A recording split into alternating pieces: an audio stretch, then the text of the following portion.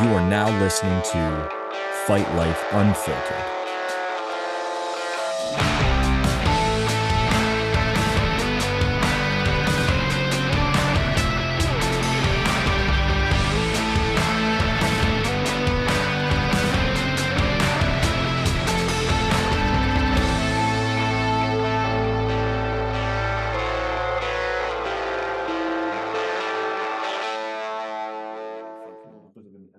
I almost wonder if opening that up helps a little bit. Dude, 4 days away, 5 days away. Five. Monday, Tuesday, Wednesday, Thursday, Friday. Yeah, 5. Make weight 4, fighting 5. I think we'll probably plan to drop this Wednesday, Yeah, it's probably good. Get a couple clips out. Tuesday or Wednesday, so you'll be 3 days. Hell yeah, man. When are you heading up? Wednesday with Mike and Will in Vermont. It's gonna be a good little trip, little boys trip. Have a good time, sweat out some pounds, and then fucking do the fun thing. Have you traveled with Farman? I've never traveled with Vermont. I've traveled with Mike and Will a lot. So I'm gonna hear the same stories over and over again that I've heard for the past 2 years. But they'll be new to Vermont, so that'll be good. Yeah. Yeah. He's going to be interesting. He's gonna be a blast, man. He's struggled to find a fight. Yeah, a little bit. Right? Well, he's too fucking strong, bro. He can't be posting pictures shirtless when he look like that. He was also fighting at 55, so I think that was a little bit of trouble. He had a little bit of an injury.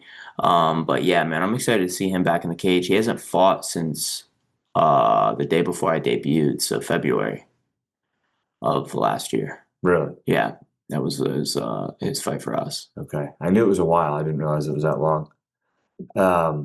Is he before you on the card? Yeah, so he's gonna be on the prelims. Those will be on OnlyFans. So that's so wild that OnlyFans. Very haram. Very haram. But OnlyFans, it's free. It's not like a paid subscription thing for him. He's going to be, I believe, the last fight on the OnlyFans card, and I'm the first fight on the main card. So I believe the card starts at 9. I'm going to be kicking it off. So like you'll start pretty darn close to 9 o'clock. Yeah. I mean, I'd imagine it's going to be right on fucking time. Yeah. And then Vermont will be right before me. So it'll be kind of a cool thing to have to, just go back to back. It'll be interesting for me sharing the coaches and shit, but I honestly kind of love it. Just be backstage by myself for a little bit while Vermont's fighting, and then walk out, do the thing. Yeah. What do you know about this guy? Not shit.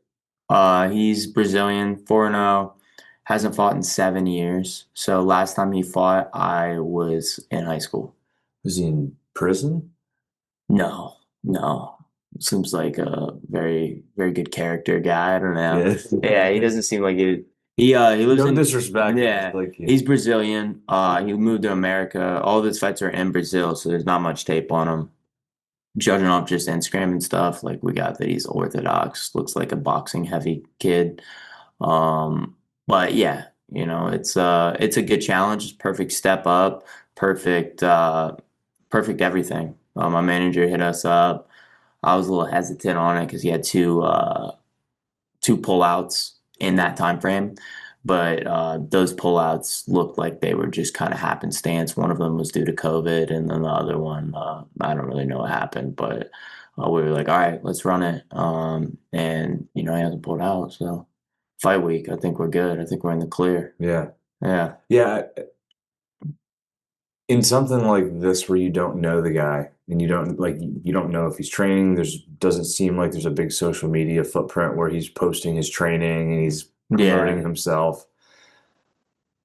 That would be a little weird to not know, like, is he even going to show up, especially if there's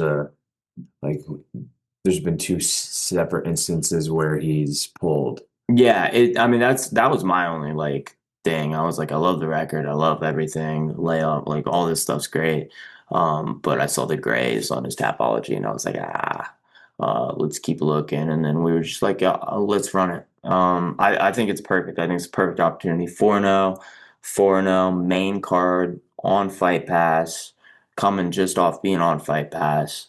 It's a huge opportunity for me to really show the whole country and world really who I am. What do you know about their gym at all? Anything? From what I got out of his training, he has like a little YouTube presence. From what I got out of it, he doesn't like train at like a reputable gym. I don't really know. It seems like he kind of bounces around. He lives in New York City, so but he doesn't train in any like main gyms like Kenzo, New York or anything. But you know, I'm expecting him to be the toughest fucking guy I've ever fought. He's 4-0 for a reason. He beat four dudes. Yeah. I have like in my head, I'm building the character of somebody that's very, very fucking good. So you know, I'd be surprised if he wasn't. I really expect my hardest fight that I've ever had, and like fucking excited, man. I really feel confident in my abilities everywhere, and I can win anywhere it goes, anywhere it takes place. Mm-hmm. Yeah, Awesome. yeah, fucking pumped, dude. I can tell. Yeah, I got my tickets. it's only 3 hours away. It's not bad for an LFA fight. Dude, LFA is the closest thing you're going to get to the UFC. Truly is the closest thing you're going to get to the UFC.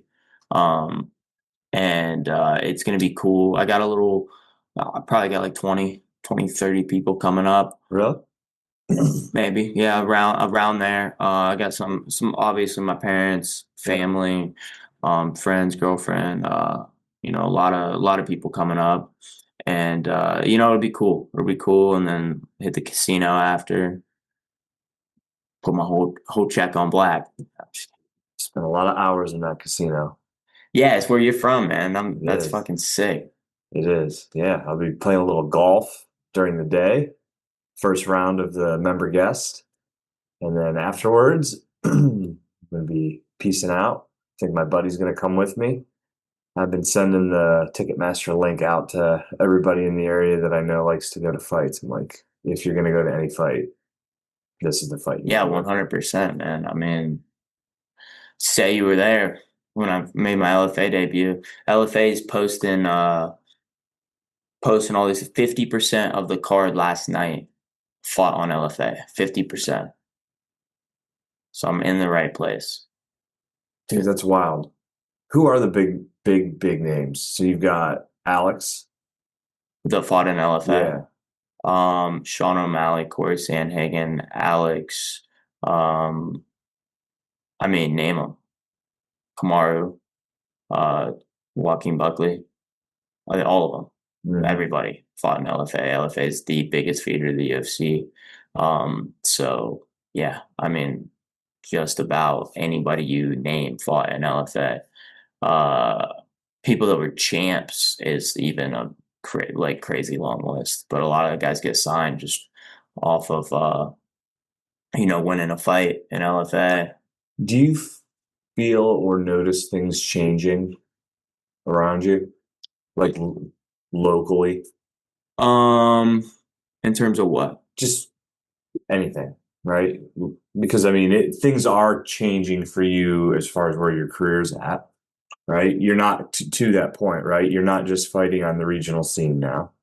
I feel like I'm on the brink. Like I know after next week, I feel like things are gonna change, and I'm very level headed. I'm happy. I think everything's kind of happening at the right time. I think if this would have happened like obviously like a year ago, but I even think like 3-4 months ago, I would have been a little not ready for it. I think everything's kind of happening at the right time.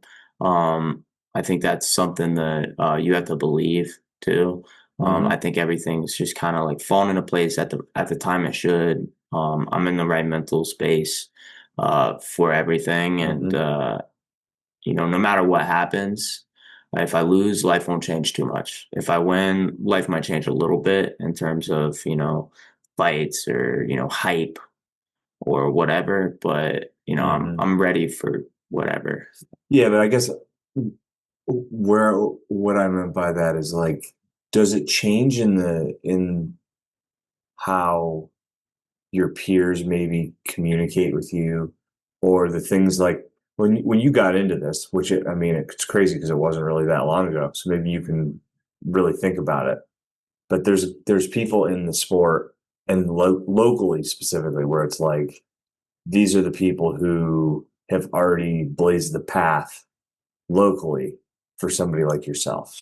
So now, like, now that you're getting further up, and in some cases, you're getting further than some of the people who not so long ago you were going to for advice. And not that you can't still go to some of those people for advice, because it's not about how far somebody's reached, right? But those are, call them markers or milestones on your journey that show you're not a rookie anymore, right? And so, like, does the conversations change? Do you feel the expectations change? I know you've always approached everything with you're leading from the front. You're kind of like forcing everybody to put in the time to work, get on board or get out of the way type of thing. But do you feel more responsibility, more eyeballs, different questions as you've started to progress up into the call it bigger leagues? I think one thing I've realized is that everything's temporary. You know what I mean? So I'm not attached to it because it's going to come and go. You know what I mean? I got actually a message from Kama yesterday that he was like, "I'm excited for your fight," and I was like, "That's sick." But he had his time in the UFC. He's actually having a rematch against Bob Ross, who'd be in the UFC. But everything's temporary. You know what I mean?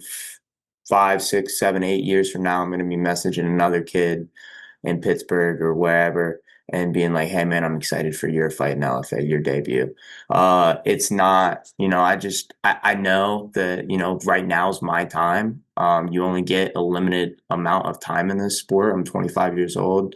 I'm going to run it as long as I can, and not stay attached to like those type of things, like is the hype, the this, the that, because like I said, it's fucking temporary. It comes and it goes, and the more you're attached to it, the more it's gonna like feed your ego, maybe in a bad way. But I do think one thing I kind of like about it, I feel like I do get a little bit more of I don't want to say respect in the community of Pittsburgh, but like people like I'll train with like the amateurs. There's a couple girls that are coming up that are just kind of like getting into it, getting their feet wet into the game, and I'll spar with them. You know what I mean? And like, just kind of like people will ask me questions now, like on the fight team or other fight teams, and I'll try my best to like give them my perspective and but I do feel like a little bit more of like a leadership role in the community, I guess, which is cool. I mean, I earned it. But also like, being 25 years old, getting asked a question from a 30-year-old about, it's like, yeah, man, like it's an interesting kind of dynamic. Yeah. But it's something you have to earn. And it's something that I don't take for granted. Like I am very grateful to have that. Yeah. I can relate to it in a different sense. Probably the last 5 years is when the majority of the people who have worked for me weren't older than me. Like as I've started to get older than 35, getting closer to 40, now just because of that, I tend to be about the same age or slightly older than my employees. But it was really weird, the world that I was in for a decade, where for a while there was people that were 10 years my senior, and it's a strange dynamic. And I think it adds to imposter syndrome a little bit, where you kind of question whether or not you are where you should be because of what you kind of look around. And I think you've already done a pretty good job though of like overcoming a lot of those psychological hurdles or barriers. So yeah, I mean, it can be hard when people kind of like, I don't want to say look up to you, or and maybe in a way, or are envious or whatever. Yeah. it can become kind of, you know, claustrophobic in a way. You're like, I don't know. I go to the gym and like everybody looking at me, right? I feel that, right? But I also realize nobody gives a fuck, right? If I win, it's cool, right? It's great. If I lose, nobody fucking cares. It's like, all right, it's still Lucas. He's what, I'm 4-1, which gives me a sense of like, I feel like for the first time in a while, I have a sense of like freedom when I'm going out to fight, especially my last fight. I remember I wasn't very like happy with my win. And I was walking backstage and I was talking to Mike after he was trying to get me to go do an interview.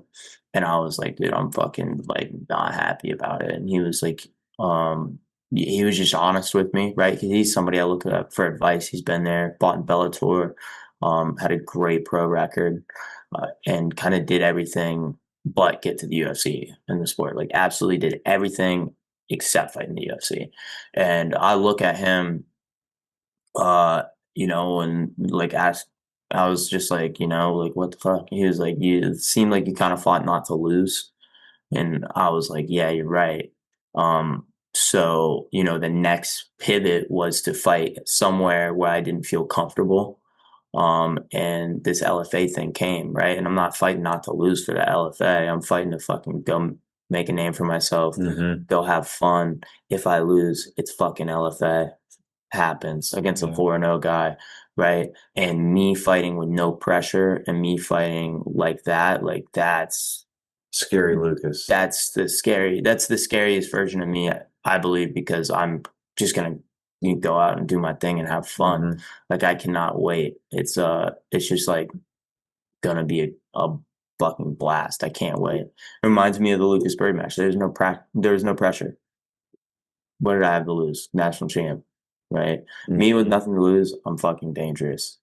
I haven't been that person in maybe since like amateur career.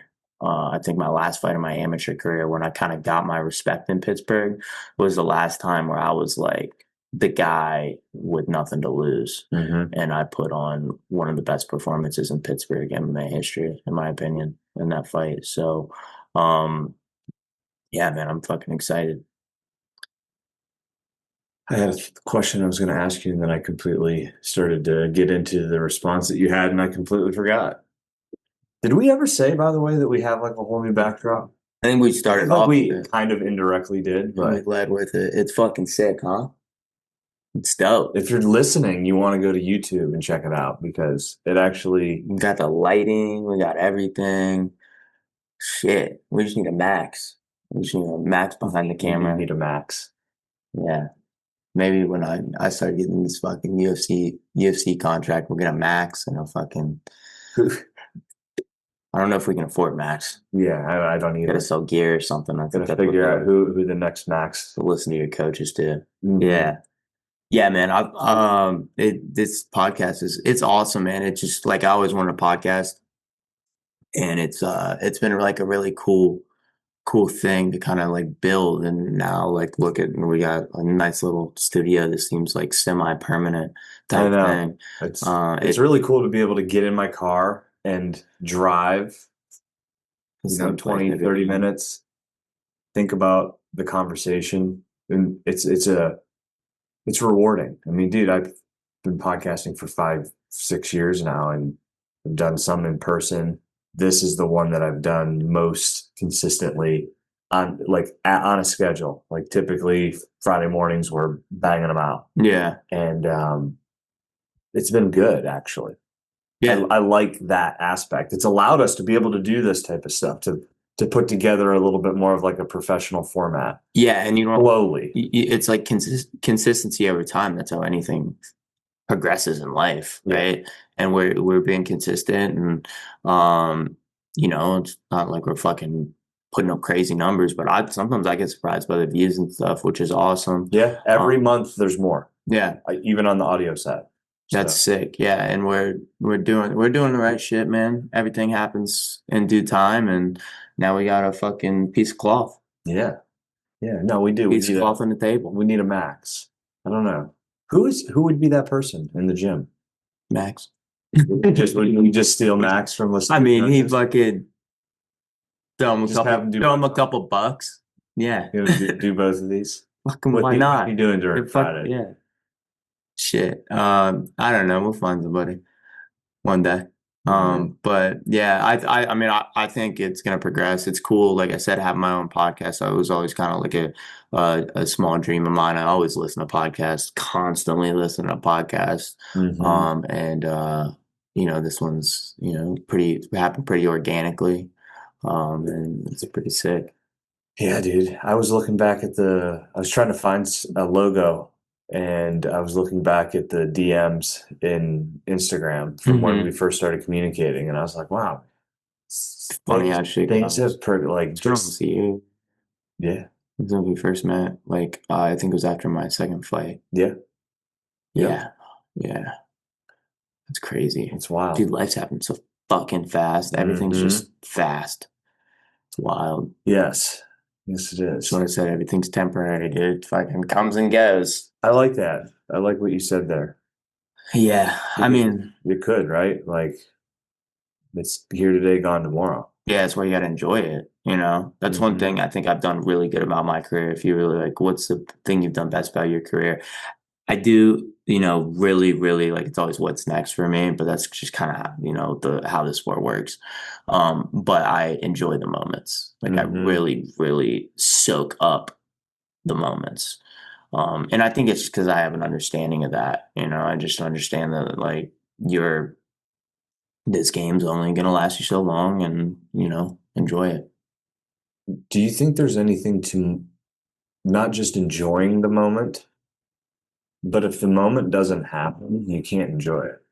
But I think like the moment happens sometimes and people miss the ability to know the moment's happening. How many people have missed a golden opportunity? Whether it was saying the right thing, saying anything, leaning into the moment as it happens, like they have a spectacular performance, they do something, and they're either unable to recognize that or unable to lean into it, but they don't capitalize on that moment. I mean, I think there's an infinite amount of moments, right? I don't think it's like, you kind of pick and choose. Like, for example, like when I got messaged to grapple Lucas Bird, I was fat. It was not the ideal. You were thick. I was not the ideal circumstances. And I was like, man, I really kind of self-sabotaged here. And then I was like, fuck it, we ball. Like, I'll figure it out. I'm going to get down, I'll make weight. Right now, a lot of people would have saw that, been like, I can't make that weight at that given time. And, denied or didn't take that opportunity. And I think that's what's good. Yeah, sorry. I think a lot of people like wouldn't have taken that opportunity at that given time, and I think that's what separated me from a lot of people. I'm willing to do things other people are not willing to do. That's why I am where a lot of people aren't. And I think that goes in the regional scene. I think that's going to end up in the national scene. I think that's going to end up in the world scene when I'm, ranked inside the top 10 and doing all this stuff. And people are like, how the fuck did this kid get here? It's going to be, oh, I've done things over a certain amount of time that others weren't willing to do for longer than they did. You know what I mean? And that's how success works. It's just like how it works. Absolutely. There's a lot of soft people. Even people doing hard things, you could kind of like, see how I can explain this, right? Anybody that gets into a cage has a level of toughness, but then there's like, take that whole cross section of a community of people that fight for a living. There's some people who are softer than others who are in that world. Yeah, I agree. Like even like, is that a fair statement? 100%. I mean, if to make it, you have to have a different level of commitment. You have to have a different level of sacrifices, and you also have to make decisions in fights and life that are going to set you up at certain places. I mean, dude, in my last fight, I was in a fucking choke that I truly, truly believe me and that dude are the only one to know how fucking tight that thing was. I think 99% of the world would have tapped. And I've watched people get in chokes that were way less than tap since. And I'm like, I don't fucking get it. Like I made a decision there. And that was for me, like, you don't know sometimes. I was listening to Lucas Chef talk on his, he did a podcast. He's like, you don't know how tough you are, kind of, right? Until you kind of get in one of those moments. And it unlocks a new door for you. I have a confidence. Like, I know for a fact I'll fight through it. I always thought I would. I've been in submissions and like grappling matches and kind of got out where a lot of people wouldn't have fought through. But that one, like, I was like, yeah, fuck no, I'm getting out. And I made a decision that day, and that decision like alternates or alters the course of my life in some capacity, right? Like those decisions, like taking the Lucas Bird match, right? Say I tap, right, 3-1. I'm not fighting this LFA card. It's not a big deal. Probably didn't get a Lucas Bird match, like, right? That's just how it goes. There's like courses, right? It's decisions you make that take you in certain directions. So yeah, I think just like, just going out and enjoying these moments and making the right decisions on a whim, trusting myself, and I'm really excited to just get in there, and I think I'm going to accomplish a flow state a little bit easier than normal because I'm going to be in a kind of a newer environment, but an environment I'm like excited to be in. Yeah, that's awesome. I'm excited. I know that you've been continuing to grow. So it's yeah, dude, we're doing a lot of like professional shit. My last or on Friday, so a week out from the fight, we went to the 247 cage, and we did and we kind of got it from I wanted to do this before, and I did it during my amateur career. We would do our fight simulations, right? And we would typically do them the Tuesday, 10 days out before a fight. And it's like, you have somebody grappling with you, have somebody trying to take you down, you're trying to take somebody down, you're hitting pads, fucking hard. Full speed? Oh, it's close to full speed. No, full speed. Full speed. You're not cracking people, but you're cracking the pads, right? You might fucking hit some people like hard. It's as full speed as possible. It gets you more tired than a fight. And that's the idea. And I will get more nervous for that sometimes in a fight because you're going in and you're gonna get exhausted to the point you could end the fight quick. Yeah, you're not ending that. Yeah, it's 15 minutes and it's gonna be hard as shit.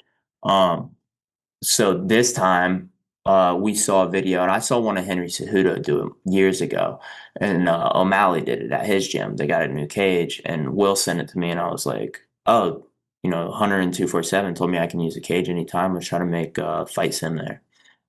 So we did that. And I got some really cool footage. We've been doing a lot of visualization. Will give me visualization backstage. It's set up like a fight. I did a walkout. Girlfriend there, Brittany, Brody, Max as like an opponent, Will as the pad holder, and we just sprinted for 15 minutes.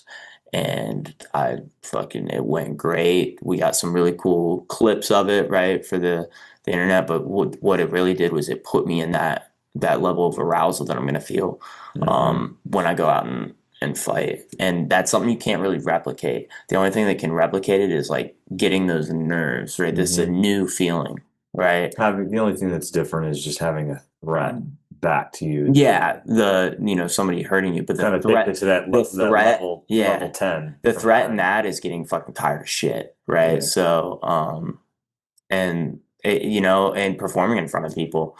What's the capacity? Do you even have an idea? No idea. But I did watch a fight from that. I did watch a fight from that to kind of like get myself like, what's it going to look like when I walk out, blah, blah, blah. You didn't corner Luke Martin when he was up there, did you? No. I had something going on. I forget what it was. Dude, I'm so pumped. Like, you don't know how many times. Like, it's just wild because it's where you would go for us. And you could go over there and, we were sneaking over to Salamanca when we were young. Hell yeah. For the Indian reservation to play poker. I'm excited. I don't know what the capacity is, but I watched LFA Louisville last weekend, and it was packed. So I'm excited just to, dude, I want to perform in front of like as much people as possible.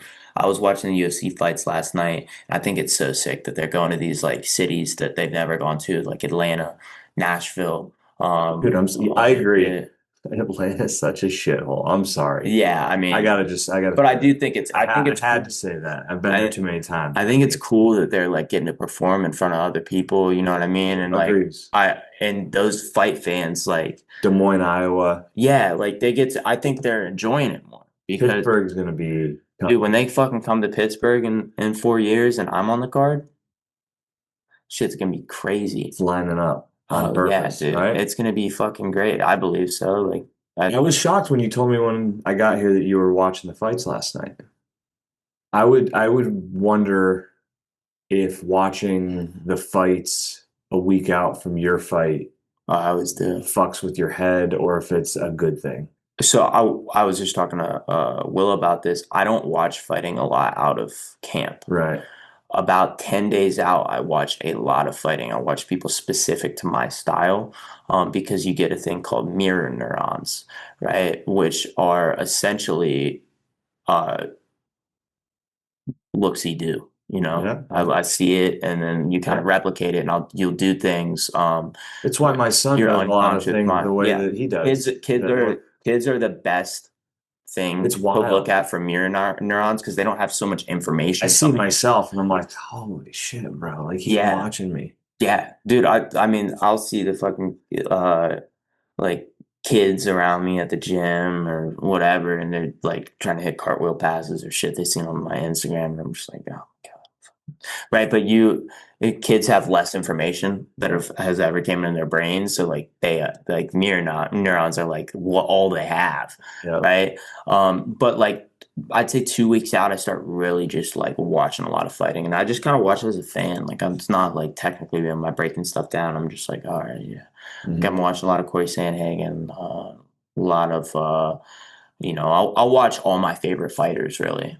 I liken it to information's coming in, you're enjoying it, you're getting into a mindset, but there's also like little things that stick. Yeah, you just take I take in you kind of like are like dipping it in and you like pull out the strainer and there's a couple of things that have stuck in there because of the netting that you've already created and established.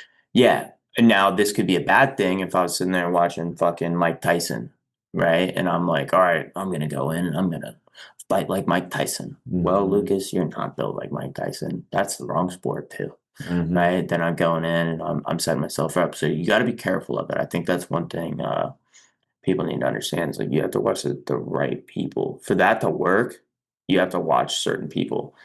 People that fight like you, or people you want to fight like people that it's going to work for your style, or the mirror neurons can be bad. I think that's something that a lot of people don't take into account there. But I don't like get burnt out on fighting out of camp. Like I don't watch too much out of camp. I watch the big cards. I watch my favorite fighters. But in camp, like 2 weeks out, I deep dive into fighting. Like I'll watch fights I haven't seen. Really? Yeah. Just like old stuff. Yeah. Like I watched Sandhagen fight Rob Font. I might have watched that live, never seen it since. I watched like O'Malley's rise leading up to his fight. Just like I watched a lot of different fights that I haven't seen. 3 biggest takeaways from yesterday. From yesterday? So yesterday, meaning it probably was like this past UFC Atlanta. Saturday, because this is probably you're listening to this. Yeah, UFC like Atlanta. 3 biggest takeaways. All right. Well, honorable mention: Georgia. The entire state just hates grappling. It's fucking hilarious. Every time somebody would shoot, they were like, "Boo!" Biggest takeaways. Wellmaker is fucking good. The bantamweight dude that knocked out Chris Moutinho. He's 10-0 now. His rise very, very much resembles Cody Garbrandt's to me. He's getting a little bit of hype. He's starching people. And he's very talented. I look at him as like a potential champ when I get into the UFC. What else? Who else fought on that card? Cody Garbrandt's fight was cool. That dude's the same dude to beat Peyton Talbot. He has a really, really good job. He does a really good job of kind of losing the first round and then reading his opponent and then winning the second and third. Same thing that happened when we watched Peyton Talbot fight. And then Kamaru Usman has always been that guy. Always been that guy. And he's 37 years old. And I think he's the best 170 pounder in the world. I think he beats Islam Makhachev. You think he beats Sean Brady? Everybody just forgets Sean's there because nobody wants to talk about him. I don't know, man. I don't know. I've always loved Kamaru. I don't know, man. I think maybe in a 5-round fight I might like if you were like you have to pick somebody, I might pick him just because he's been there more. Yeah. But I'm a Sean Brady fan. Does Sean Brady win or lose against Ian McGarry? Dude, I don't know because I like Ian Gary a lot too. I love Ian Gary. Why do you always call him Ian McGarry? I have a friend with the last name McGarry, so I wonder if that might be a famous person. I feel like I've heard that Ian name. McGarry. A hockey player or something. I don't know, dude. Ian Gary's good. Ian Gary, as much people talk about Cop fight changed me. People talk a lot of shit about Ian Gary and his personal life and whatever. I just don't dive into that shit because I don't think it's appropriate to talk about people's fucking wives and kids. But I just like his fucking fighting style is exciting. One, and if somebody's gonna beat these grapplers, I think he's kind of the matchup. Him and Buckley. I thought Buckley's grappling was better than it was. He got taken down. It looked like, it was over from there as soon as he hit the mat. But Kamaru's that dude. He's always been that dude. But Buckley's always dangerous throughout 5 rounds of a fight. I think I want to see Buckley versus Ian Gary because they got that little beef going on. Should Usman earn the title shot? Yeah. You have to give him a title shot. Usman's 3 fights that he lost. All right. He won 24 minutes against Leon Edwards. Actually, I think Leon took him down the first round of that fight. But he still was winning. He won the entire fight and then got knocked out. Headshot, dead. Yep. Right? They run it back. That second fight was very close. Right? Very close. I believe it was a split decision. It might have been unanimous, but it was a close fight. And then he, on short notice, off of a long layoff, fought Khamzat Chimaev up a weight class. And other than that first round, I thought if that's a 5-round fight, he wins. I believe that one was a split decision. Yeah. Also, I'm pretty sure it was an half. He got ragdolled for the first 5 minutes. Yeah, but he was up back and he's up a weight class against a fucking dude that knew he was fighting, and Kamaru basically came off his couch and was like, all right, I'll make a bag and help the UFC out. I think you make that a 5-round fight. You give Kamaru time to bulk up at 185. I think he wins it. I don't think it's really like that. Crazy. I actually think it's a pretty easy fight for him. Preparation. I think Kamaru should automatically get a title shot against whoever wins between JDM and Islam. And I also think it's probably frees up the division a little bit. You can have Sean Brady fight who's the dude that Shavkat. You know, Sean Brady fight Shavkat, Ian Gary fight Buckley. And then the winner of those 2 fights? I don't know. I don't know because I think that it's almost like stagnant. You know what I mean? I think Islam kind of fucked everything up. He did. But yeah, I also think you kind of have to give him a title shot. I think it's going to end up being Islam's going to win it. Kamaru's going to fight Islam.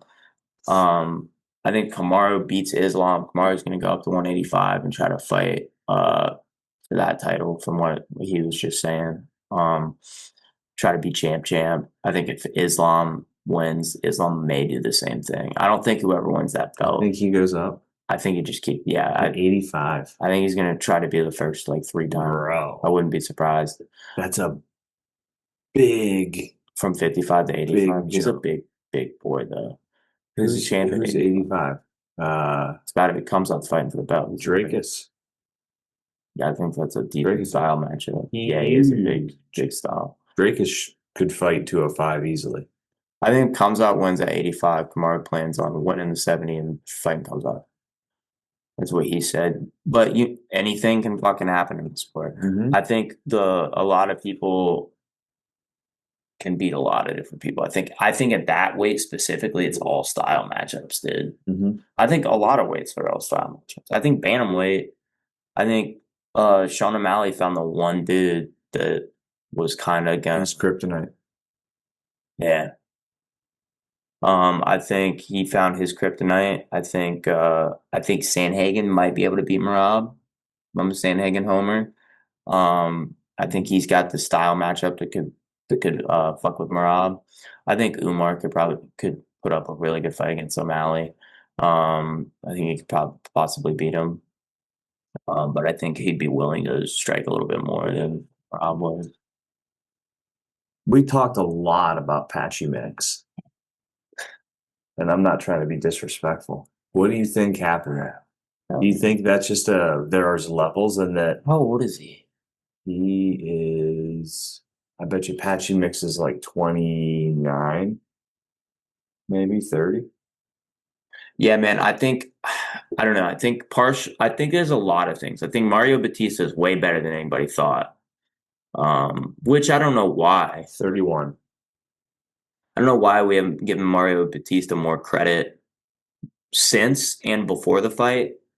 He's one of those guys where it's just like every time he wins, it's oh, this is bullshit. Like it's blame the other guy thing. Yeah. He beat Jose, and everybody was kind of like pissed about it. He just beat two former world champs back to back. I've heard his name for a long time coming out of like that Phoenix area with like O'Malley and Tim and say that he's fucking really good. And I think he just had a perfect game plan. I think Pat mixed with Patchy Mix might have had a little bit of UFC jitters, and I think a terrible game plan, or maybe just like bad execution on the game plan. I think that's something a lot of times in MMA people be like, "Oh, he had a terrible game plan." It's like, oh, well, the fighter still has to go out and execute the game plan. And I don't think he executed the game plan. I think the game plan was to take him down. I think Mario Batista did a really good job of staying in an open stance, going towards the back, used very dynamic footwork, made it really hard to get cut off because he was going, to Patchy's far side. And Patchy didn't have any sense of urgency to cut him off. Patchy kind of stayed there. MMA Guru said some funny shit. I do like Patchy Mix, but MMA Guru said he fought like C3PO, which was fucking hilarious because he kind of just like he looked like he had a 2x4 attached from his head to his ass. Yeah, like he was just like no head movement. The movement was really it was weird, man. It was weird. It was weird. And like I like Patchy a lot, especially as a grappler. Man, he did not look good. Yeah, I think it really exposed his striking. Yeah. I agree. Obviously. Yeah. If he can get better there, I mean, he's got grappling. I mean, he could get better there. I just think there's a lot of guys. Like, I think the worst thing that could happen is him fight O'Malley. But I wouldn't be surprised if that's what the UFC did. Because he'd like with the negative head movement. Like that's you can't have a sharpshooter. I think that like if this depends. I don't know what the UFC is going to do. Is the UFC going to be like, all right, let's get Patchy Mix out of here? Say Bellator sucks compared to the UFC, or is the UFC going to be like, all right, Patchy, you're kind of a stinker. Let's give you somebody else. See if you can build. He did a really good job of marketing himself when he came in. Yep. He just didn't execute. That's fucking what happens. I'll never like shoot somebody down for saying shit before a fight. You're supposed to build it up, you're supposed to hype it up. No, That's there's a winner and a loser. There's a winner, there's a loser. That's how it works. One guy leaves happy, one guy leaves sad.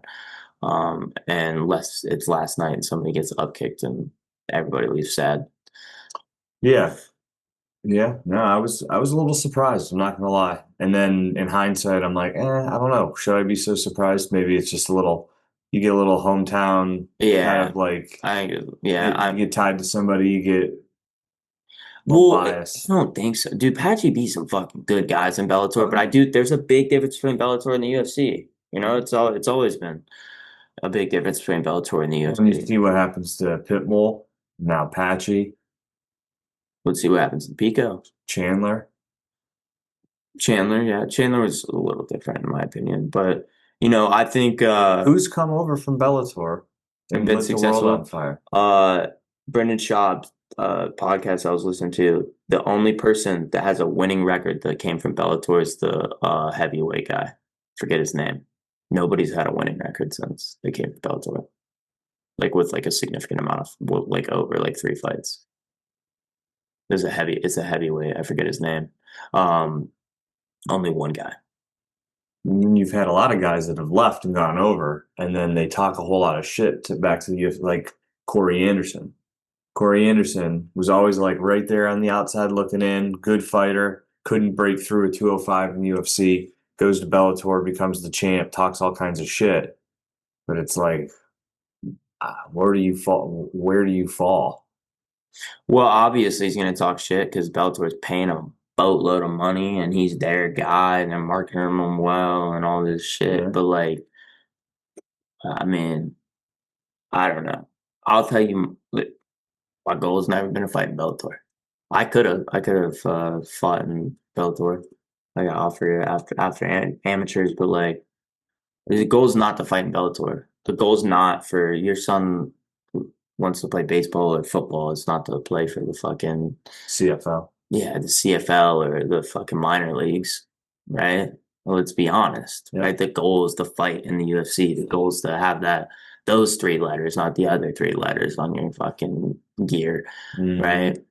There's a reason why you can be a 15 ranked guy in the UFC and people know who you are, and you be a champion in Bellator and nobody knows who you are. It's just how it works. But I don't know, man. I mean, it sucks, but that's the reality of it. I think monopoly is good for sports. I think I think a lot of people might disagree with that because the idea of a monopoly is really bad, but in sports it's not because you're getting the best people. I don't think it's a monopoly, and maybe technically it is still a monopoly, but I don't look at it as a monopoly when there's so many regional promotion. There's so many places for people to go to make money. Yeah, you can go and do it. I love the fact that there's 100+ different fight promotions, and everybody that's fighting on them is, for the most part, working to try to get to the one big one. Yeah, I think that's how it should. That's how it should work. There's a lot of college football teams, and their job's to get to the fucking NFL. Exactly. Now, does the CFL exist and the Canadian Football League exist? Yeah. But there's way more fucking goals to get there. But I'm happy they side opportunities for MMA fighters than there are for football players. Yeah. If you're not in the NFL and you're out of college, where are you going? CFL? Yeah. You gonna go fucking play the XFL? Yeah. I mean, it's no stranger, right? The UFC is just not to the capacity of the NFL yet. Right. But I think it's a very similar thing, right? Like you have regional fighting like college football, especially with the money people are making now, right? Most of your money is going to be based off sponsors. You're not getting paid directly by the school, you're getting paid by like the sponsors and all that shit. And you try to make it up the ladder, right? And you have one goal, and it's to play football in the NFL. It's not to go play for the Columbus Clippers baseball, right? Like it's baseball. My goal is not to play for the Columbus Clippers, to play for the Cleveland Guardians. You know what I mean? Like I want to be a UFC fighter. I don't want to be a PFL fighter, right? If the PFL comes though and they start offering crazy chunks of change, that's where things get a little skewy, right? Money's money, man. Money's money, and you gotta feed your family. But like I think that's like the goal is to be a UFC fighter, right? For everybody. So you got a fight coming up. How can people grab tickets if they're listening to this right now? Dude, I made a link tree, right? Ooh. In this link tree, my t-shirts, my underdog collaboration, it went very well. The gray wash t-shirts, I have my card, thought about wearing it. The gray wash t-shirts sold out in extra large, and I think we got like 2 mediums left. So if you wear a smaller and medium, grab those, please. The white ones are still available. They're off-white, cream color. They're sick. But yeah, go ahead, grab those. We might end up having to restock them because they sold so well. I mean, random people are fucking buying them, which is so sick. People just wearing my logo, which is some branding genius that I came up with. Just fucking get my logo out there as much as possible. So on that link tree, there's the T-shirt, my YouTube, and then my fight link. That fight link takes you directly to buy tickets under my name on Ticketmaster, where I will be credited, similar to like 247 or something like that. But that specific link is the only one that's going to get me credited for LFA, and that's not only like big for the money in my pockets, which won't be a ton, but it's good to show LFA, hey, come to fucking Pittsburgh.